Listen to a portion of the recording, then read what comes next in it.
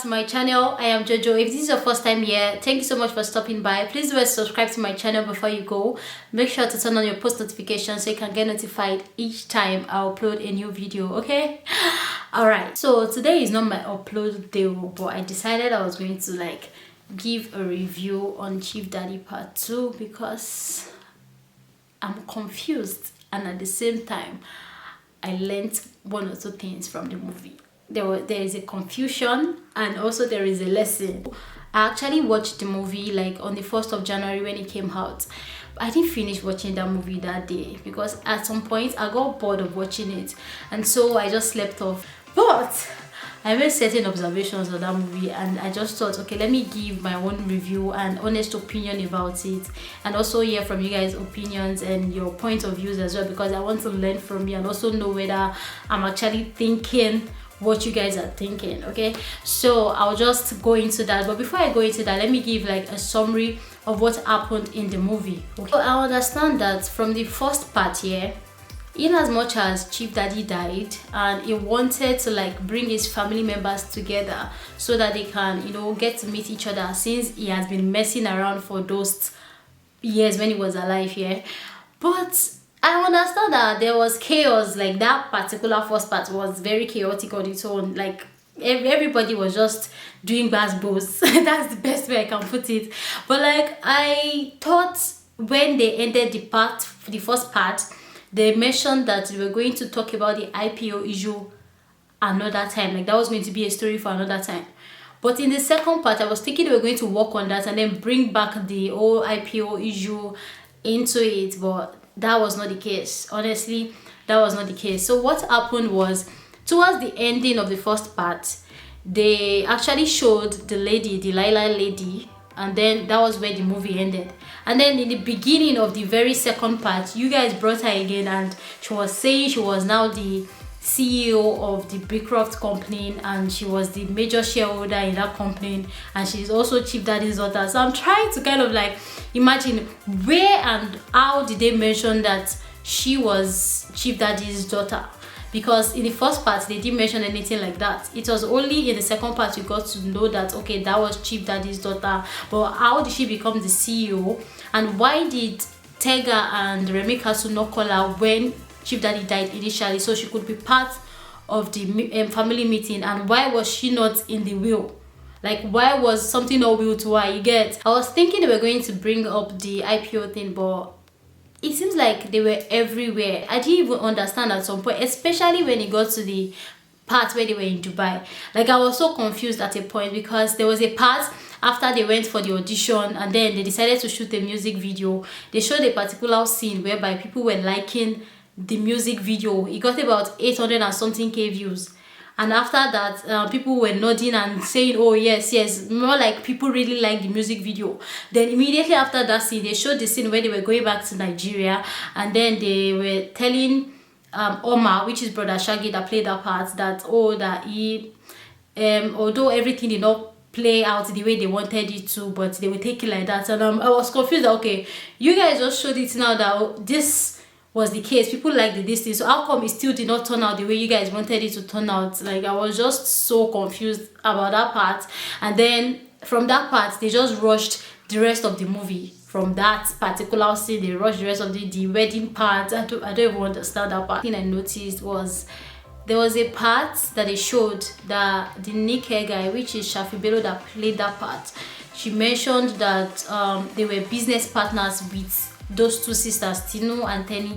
But in the first part, she was the only one that had that business. So how did they become business partners? They were meant to at least show how they became business partners. They just made it look as if though they've been business partners since the first part, which didn't even happen. Even the IPO issue they said they were going to talk about afterwards, they ended up not talking about it, and that caused a lot of confusion there. And also Ireti, you had your family member. Why are you putting your family issue out to the world? Because you want to create content. Because in the first part, Ireti was very quiet, well reserved, and she was more like very respectful from the first part. But even when they had the family meeting, they were talking, she was just very calm. But the second part, she seemed to be very aggressive and rude. Like, how did she get there? That it didn't add up. I was really confused. The script writers, in as much as they were trying to like pass a message across, the storyline wasn't properly scripted. From the movie, I realized that they were trying to pass a message across, but the storyline wasn't properly scripted. I'm not good at I do not even do literature, so I don't know, but from the movies we've been watching and how you think that something should actually play out, it didn't like go well. So they were trying to kind of like let us see a lesson, you know. In Smart Money Woman, yeah, they actually made mention of those lessons they wanted us to learn. So they wrote those lessons on the screen so we can be able to read it after each scene. So let's talk about Lady K. Lady K, I can't recall them mentioning that she worked or she has a job. I can't recall them saying, oh, she has a business, she has, or she goes to the office, or she has a job. It means she was a full-time housewife even before Chief Daddy died. So she had nothing to do. She was just relying on the fact that her husband is a billionaire. I know that you all are broke, yet you still went ahead to organize a party and you wanted the party to be extravagant. Like, who are you trying to impress?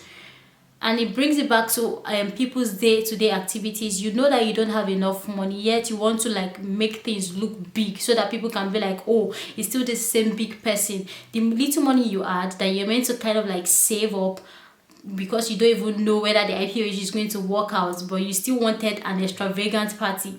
What she could have done at that point was to call the other family members, even if it was a pot of jollof rice they cooked, and then they grilled some chicken. All of them sat at their dining table, and then they had cake and they ate. It would have been nicer, but you wanted other people to know that, oh, I'm still in this caliber, and that was one lesson they wanted us to see. Although they were broke, she saw it that they were broke, but she still wanted an extravagant party. Okay, when they were in Dubai, you can see that Omar, which was Brother Shaggy, wanted to was eager to help them because they were his fellow Africans. And I think we Africans should practice that more often. When we see our people, we should learn to embrace each other, which we obviously do not do that enough. We should learn to embrace each other. We should learn to always be of. From the movie, he wanted to make us understand that you are meant to invest, you're meant to save to avoid unforeseen circumstances. All of them had it in mind that their uncle, their father, their husband had money, like he was thinkingly rich. But all they didn't know is that maybe he was even going bankrupt according to what they were saying. The fact that he wanted to expand and make it public, to save money, learn to invest as a wife. Even though there are some men that don't want their wives to work, and why would you not want your wife to work? Why would you? Don't know what will happen. Do not rely on people too much, okay? There are a lot of people that rely on their breadwinners and they don't just do anything. They just feel lazy that they will bring the money, you get. But do something for yourself. Find a purpose for your life. Improve on your own self. What can you do? What hard work are you putting in what you are actually doing, so that when that thing is not there, you can have something else to fall back on. And I think that's one thing that happened when 2020, the whole pandemic issue started.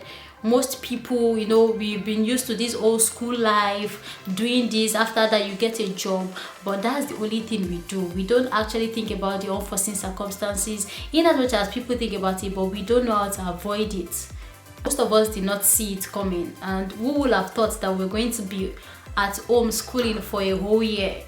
And there were people that even lost their job at that point. For other people who had other things that they were doing whilst doing their 9-to-5 job, I'm sure they had something to fall back on. For those people that actually had all their minds into it, what else were they going to do? You get? So learn to always save money, invest. Don't do above what you learn, to cut your coat according to your size. Don't do too much. So guys, men, uncles, brothers, stop messing around. Stop messing around. It's going to save you a lot more in your future, because you will not be confused, and it will also help minimize the family issues that might actually want to happen. Most guys don't know that he just keep messing around. He messed around so much that it caused confusion. He was also even scared to like bring his family together to say it. So don't mess around. Sometimes people just want to know that you also love them and you're there for them. Okay, so he had to go to her to explain, which was a very nicely good advice, by the way, even though the movie was everywhere. But there were some lessons to learn from it, and that's my own view and my own opinion. All that's where Famzi went for the audition. Even though he had released a song that he felt like was a hit, he still had to take the risk to go and audition. In life, you have to always take risk, take chances. Even if people think you are not good at something, try it. If you fail at it, there will be lessons that you will learn from it. You'll be able to, see the mistake and then work on it. You'll be able to learn, gather experience. So learn to take risk and take chances, but don't take risk that would like destroy your life. Okay, don't take risk that will destroy your life. Look at the goals and what the long-term goal of that thing will be, where you're going to, how you think it will go, how far you think it will. Even if you cannot see how far, if you cannot even see the end of the tunnel, just try as far as you know that it will not ruin your life. If you understood what happened at the ending part, let me know. And if you also have your own points and opinions, let me also hear your own view on this movie as well. And I also want to know whether you also learned the same lessons that I learned. So that's just what I feel that I wanted to pass out, but it didn't just script it well. So let me know what you think in the comment section. Thank you so much for watching my video. Don't forget to learn to save, invest, okay? Cut your coat according to your size. Don't spend above your budget. Learn to find something to do yourself. Believe in yourself. Work hard. Learn to take risk, okay? And yes, don't compromise your values or your standards for any reason. Make sure that you do well for yourself. Keep putting in the hard work, and by the special grace of God, you will definitely hit your target and get to your goal. Okay, thank you so much for watching my video. Let me know what you think of this movie. Leave your comments for me in the comment section. Let me know your opinions, your thoughts, every single thing, and let me also know if you learned one or two things from the lessons I pointed out to you guys. Subscribe to my channel if you haven't already. Please like my video, okay? Share with your friends, and I will definitely bring you guys my content next time. Bye.